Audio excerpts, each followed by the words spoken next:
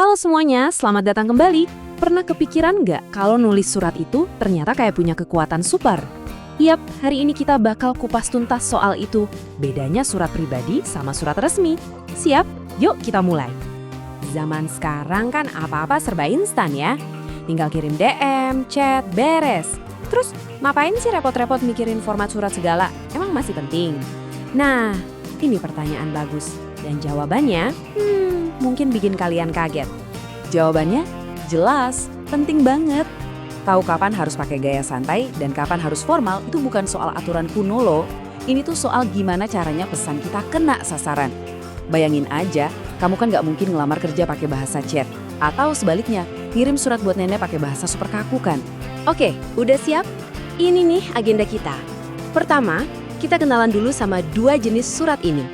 Terus kita bakal bedah satu persatu contohnya. Nah, puncaknya kita adu keduanya, head to head. Di akhir, kita bakal ngerti kenapa semua ini penting banget.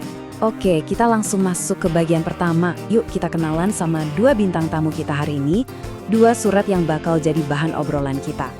Nah, coba deh lihat, kelihatan banget kan bedanya? Bahkan dari pandangan pertama aja.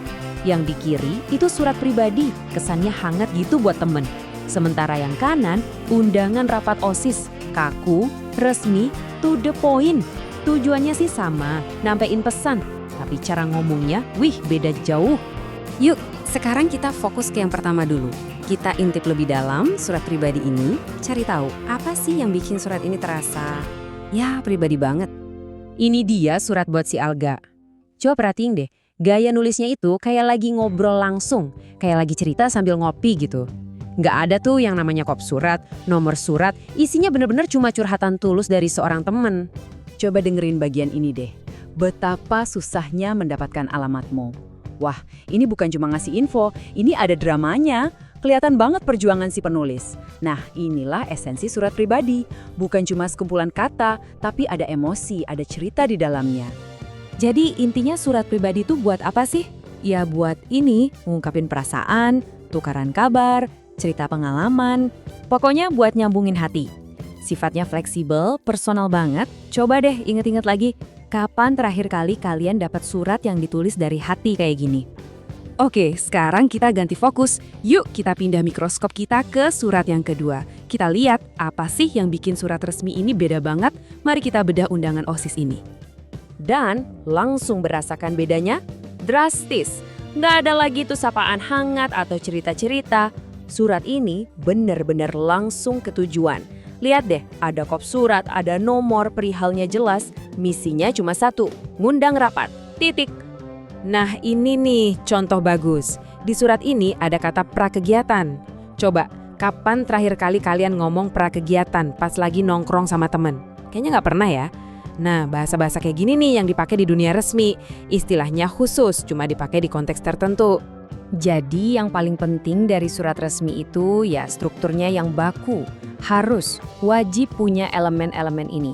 Ada kop surat buat nunjukin siapa yang ngirim, ada nomor buat arsip, perihal sama tanda tangan resmi. Kenapa? Biar jelas, tercatat, dan bisa dipertanggungjawabkan.